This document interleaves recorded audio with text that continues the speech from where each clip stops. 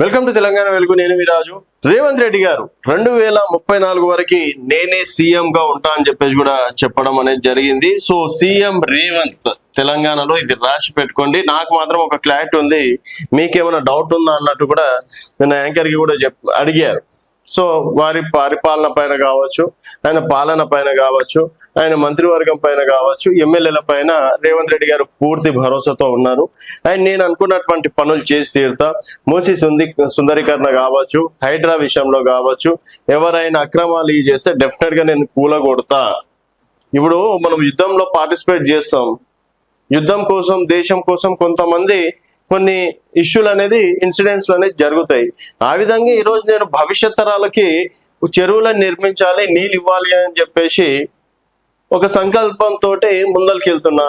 అంతేగాని వాడెవడో రాస్తాడు, వీడెవడో రాస్తాడు, ఇల్లిగాడు బొల్లిగాడు వచ్చినా కూడా మూసి సుందరీకరణ అనేది ఆగేది ఉండదు అని చెప్పేసి కూడా చెప్పడం అనేది జరిగింది. సో మరి ఏ కాన్ఫిడెన్స్ తోటి రేవంత్ రెడ్డి గారు మళ్ళీ వస్తా అని చెప్పేసి అంటున్నారు అనేది ఒకసారి చూసుకున్నట్టయితే, మనకి టీడీపీ గవర్నమెంట్ ఉమ్మడి రాష్ట్రంలో చూసుకున్నట్టయితే 2 సార్లు చంద్రబాబు నాయుడు గారు సీఎం అవ్వడం అనేది జరిగింది. తర్వాత 2004లో కాంగ్రెస్ అధికారంలోకి వచ్చింది. వైఎస్ రాజశేఖర్ రెడ్డి గారు 2 సార్లు సీఎం అవ్వడం అనేది జరిగింది. సో మధ్యలో ఇన్సిడెంట్స్ అనేది పక్కన పెడితే, సో కాంగ్రెస్ కూడా 2004లో 2009లో గెలవడం అనేది జరిగింది. ఇక్కడ 2014లో ప్రత్యేక రాష్ట్రం కేసీఆర్ గారు కూడా 2 సార్లు సీఎం అవ్వడం అనేది జరిగింది. సో మరి 2028లో కూడా అదే సిచ్యువేషన్ ఉంటుందా అంటే, బీసీలని సీఎం చేస్తామని చెప్పేసి చాలా గొప్పగా చెప్పుకుంటున్నారు కదా. మరి ఇక్కడ బీసీలను సీఎం చేసే ఆలోచన ప్రస్తుతం కాంగ్రెస్ పార్టీకి లేదనుకోవాలా?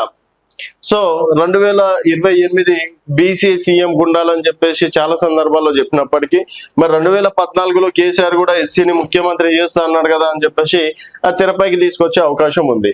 సో బీసీలకు పెద్దపీట వేస్తాం, సో సీఎం గా మాత్రం నేనే ఉంటా అని చెప్పేసి ఇండైరెక్ట్ గా రేవంత్ రెడ్డి గారు ఏమని అన్నారా? ఆయన 2034 వరకు అంటే 2029లో మరోసారి హైకమాండ్ కూడా రేవంత్ రెడ్డినే సీఎం గుండుమని చెప్పేసి అన్నదా?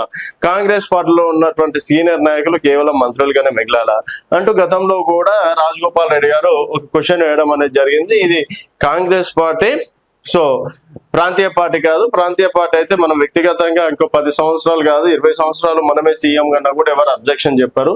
బట్ జాతీయ పార్టీలో మాత్రం అబ్జెక్షన్ చెప్తారు అని చెప్పేసి కూడా చెప్పడం అనేది జరిగింది. బట్ ఇక్కడ రేవంత్ రెడ్డి గారి కాన్ఫిడెన్స్ ఏంటంటే, హైకమాండ్ కి నాకు ఒక అండర్స్టాండింగ్ ఉంది, డెఫినెట్ గా హైకమాండ్ నన్ను కాదనదు. సో ప్రజల కోసం నేను చేసినటువంటి ప్రజలకి నాకు ఒక క్లారిటీ ఉంది. సో ప్రజల నుంచి వ్యతిరేకత వస్తుందని అనుకోను. అండ్ ఇప్పుడు ఉన్నటువంటి సిచ్యువేషన్ లో దాదాపుగా ఎమ్మెల్యేలు కూడా ఒక 40 నుంచి 50 మంది ఎమ్మెల్యేలని రేవంత్ రెడ్డి గారు తయారు చేసుకుంటున్నారు. సో ఆ విషయంలో కూడా ఒక క్లారిటీగా ఉండడం అనేది జరుగుతుంది. సో ఏదైనప్పటికీ రేవంత్ రెడ్డి గారు మాత్రం తన పరిపాలన పైన, తన సీఎం పైన క్లారిటీగా ఉన్నారు.